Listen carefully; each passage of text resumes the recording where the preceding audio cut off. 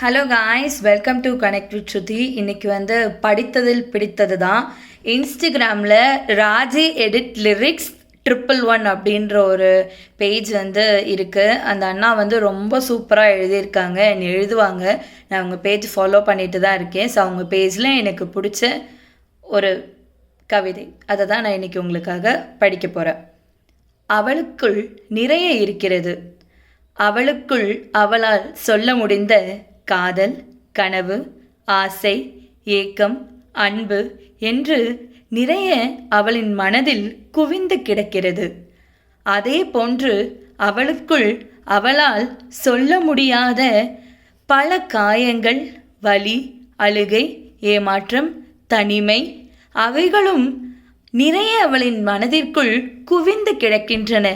அவளால் இவைகளில் சிலவற்றை சொல்ல முடியும், சிலவற்றை மட்டும்தான் சொல்ல முடியும்.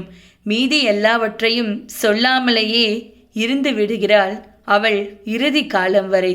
ஒரு பெண்ணோட நிலைமையை பற்றி, ஒரு பெண்ணை பற்றி இவ்வளோ சூப்பராக அந்த அண்ணா எழுதியிருக்காங்க. அந்த அண்ணா பேஜ் நான் கீழே உங்களுக்கு டேக் பண்ணுறேன், டிஸ்கிரிப்ஷனில் கொடுக்குறேன். கண்டிப்பாக போய் அவங்கள ஃபாலோ பண்ணுங்கள், சப்போர்ட் பண்ணுங்கள். அண்ட் நம்ம சேனலையும் சப்ஸ்கிரைப் பண்ணுங்கள்.